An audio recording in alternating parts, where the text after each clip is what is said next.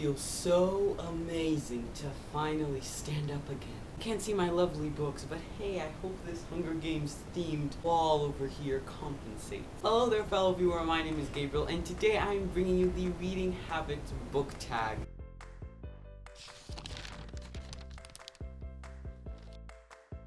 I was tagged by my great friend Brittany. Thank you so much, Brittany. I kind of needed an excuse to actually do this tag because everyone has done it. Let's do it. Question number 1, do you have a certain place at home for reading? Yes, I do. My lovely bed, which is right here, like here. I used to have a chair that my mom made from scratch that I absolutely loved, but then my dog went and had puppies. Let's say the chair wasn't the puppy's best friend.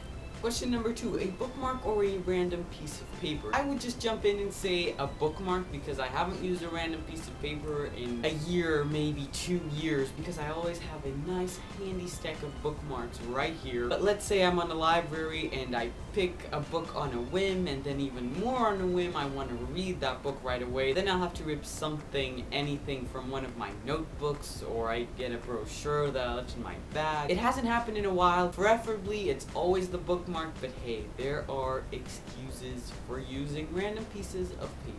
Question number 3 is, can you just stop reading, or do you have to stop at a certain amount of pages or a specific chapter? This is one of my most annoying reading traits, and that is that I always have to end the page on a multiple of 10. The page number always has to end on a 0. I do not know where this came from. I have no idea how it surfaced. And it's true, and it annoys me so much. Let's say I'm in page 122. I can't just stop there. I have to go and read until page 130 because that's me. It's weird because during the day I have to follow this rule, but usually when I go to sleep I leave the book at a random number of pages because it's weird and I don't know how to figure it out. That's just how it happens. So I can kind of go to sleep at, say, page 236 and I'm not bothered by it. But if during the day I don't get to the next multiple of 10, I have to keep reading. It's so weird. Question number 4, do you eat or drink when you read? Eating very, very rarely, because it's very hard to balance a book while you have to eat and then put the book down and then pick the fork up. It's a mess, so I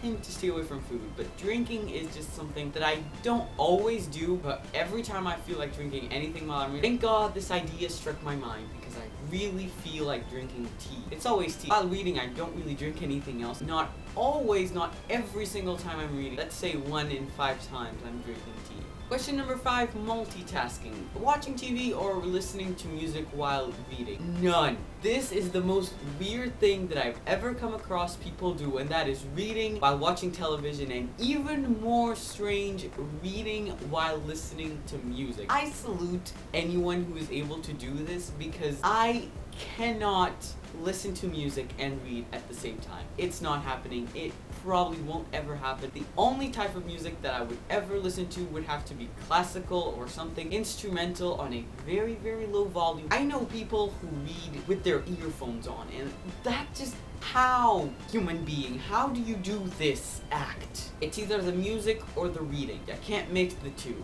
Ever. Question number 6, one book at a time or several? And this is actually quite easy. I have to go with one. When I was younger, I actually used to do this where I picked up several books and I read a bit from each one, and now I'm completely baffled at how I did that. I am able to focus on more stories than one, obviously, but not something that I enjoy. It just doesn't click with me. I'm reading a book and I can't just put the book down and go read another. I have to get through that book, and until I get through that book, I don't start any books. I actually feel pretty guilty when I don't finish a book, so maybe that's why I don't start any others, because then I'm gonna have to finish that one. One book at a time for me, please. Question number 7, reading at home or reading anywhere? And this is reading anywhere, really. I don't feel good unless I bring my good friend book along with me, you know? Be it in my hands, in my arms, in a bag. I have to bring a book. Whenever I have a spare 10 seconds, I open the book and I read it as much as I can. When you have a good book, it's hard to stay away, at least for me. Every single second I can spare with the book, I spare with that book. So I don't care where I am, I'm probably gonna have a book, and whenever I get the chance, I will read it. I don't usually go out, so obviously I read so much more at home than other places, but I have absolutely no problem in reading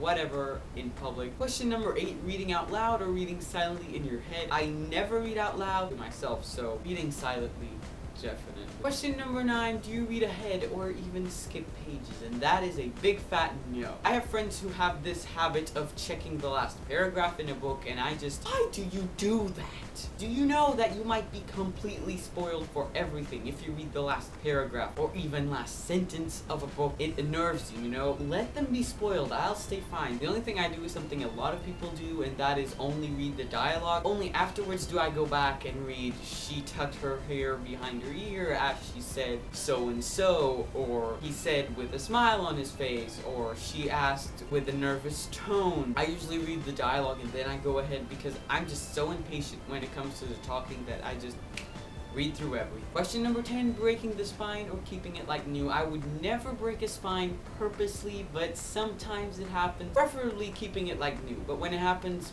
hey. Question number 11, do you write in your books? No, I do not. I have never had the habit of writing in my books. Maybe one day I'll acquire it though. And question number 12, who do you tag? Everyone who has not done this tag, because it's like 2.5 years old, so go forth and do it. So that is everything for the reading habits tag. Again, thank you so much, Brittany, for tagging me. I hope you now know a little bit more of how and why and when and where about how I read. Thank you so much for watching. I hope you stay tuned for my next videos, and remember to keep your day a very bookish one. Goodbye.